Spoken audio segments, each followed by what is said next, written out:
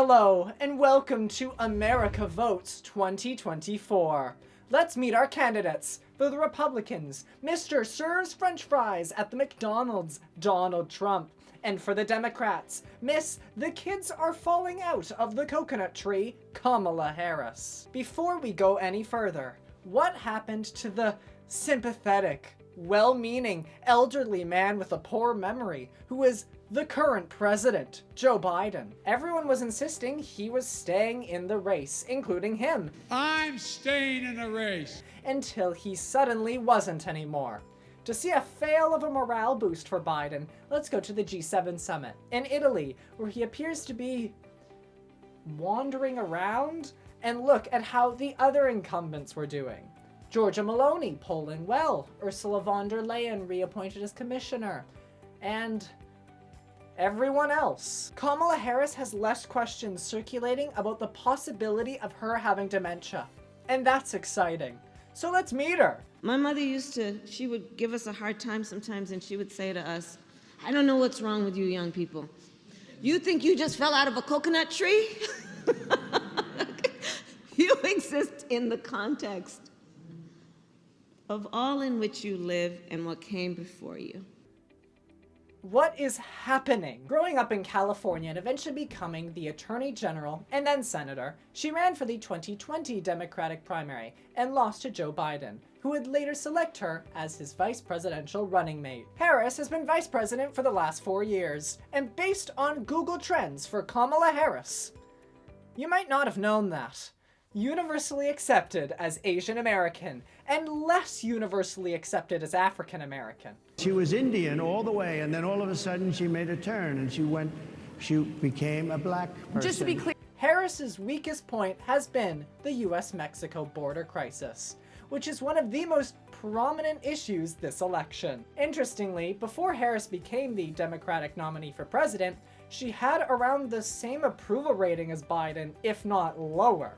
That is to say, not a great approval rating. Kamala Harris's running mate is Jim Waltz, a former high school teacher turned governor of Minnesota.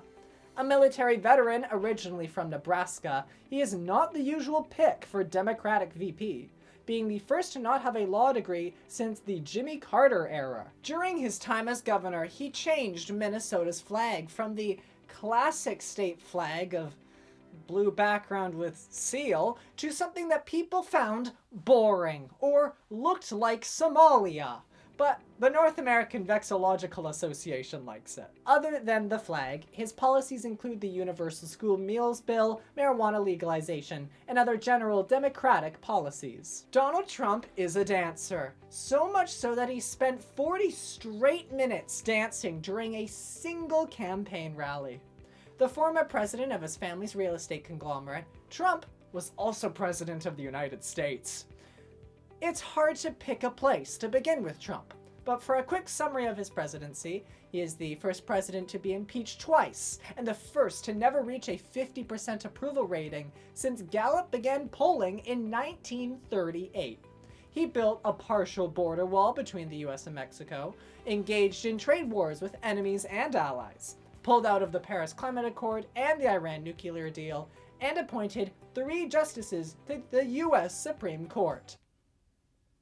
Is he still dancing? All in all, according to the Institute of Policy Integrity, 78% of his federal agencies' rules were blocked by courts or failed in litigation. In 2020, the American public said Trump's notable line, "You're fired." He then incited a mob which stormed the US Capitol, attempting to prevent the peaceful transfer of power. Since then, Trump has repeatedly claimed that the election was stolen, which has been repeatedly disproven. Even the cyber ninjas couldn't prove it. In his post-presidency life, Trump has been busy going to court, having been indicted on 34 counts of falsifying business documents, and was fined $350 million plus interest for financial fraud. In his run for president in 2024, he has said he would like to be a dictator for a day, and was nearly assassinated. And was nearly assassinated again. J.D. Vance is an author, senator, and just to clarify, did not write about having sex with his couch. There's no evidence he has sex with his couch.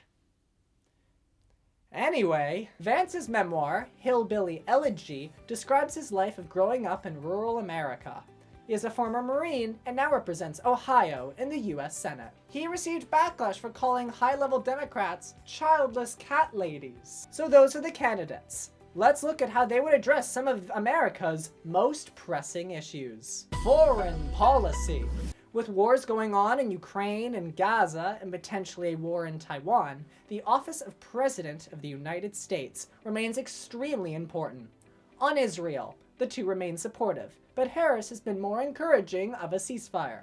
On Russia, Harris looks to continue the policies of support for Ukraine, while Trump is much more ambiguous. Ukrainian President Zelensky said he had a phone call with Trump that went exceedingly well, but Trump has called Russian President Putin's decision to invade genius, savvy, and a tremendous mistake.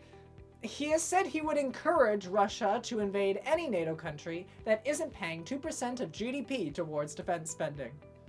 Oh look, I live in one of those! Trade.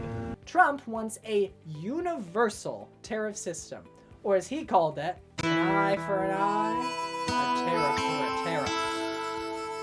He pulled out of the Trans-Pacific Partnership and wants to pull out of the Indo-Pacific Economic Framework, which he called TPP-2.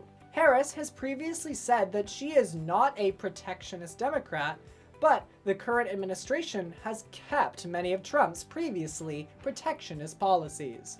She opposed the Free Trade Trans-Pacific Partnership and has been negotiating a successor. She also opposed the updated version of NAFTA, the USMCA, and said she would not agree to a deal unless it protects American workers and our environment. The economy. Harris has called the building of the middle class a defining goal. She proposes raising the federal minimum wage and giving a newborn tax credit of $6,000 a year.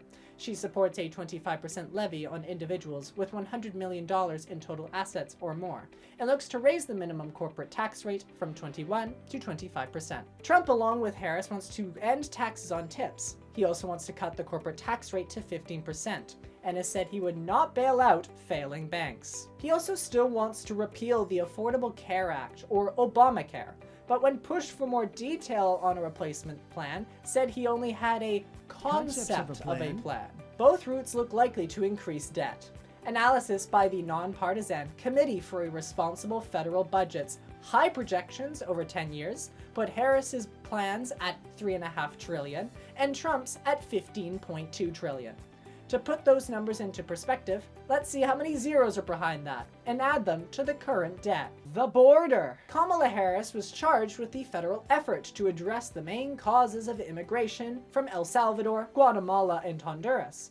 In that time, she helped secure approximately $5 billion in investment to the countries. The administration has reversed course on many of Trump's decisions when it came to migration, and she wants to once again try to pass the border security bill, which has failed to pass Congress twice. Trump wants to roll out the single largest deportation program in American history, using the 1798 Alien Enemies Act, as well as adding more countries to his previous travel ban and ending birthright citizenship. No matter who wins, it is no doubt that this is one of the most important elections in US history, which is also the title given to basically every other US presidential election.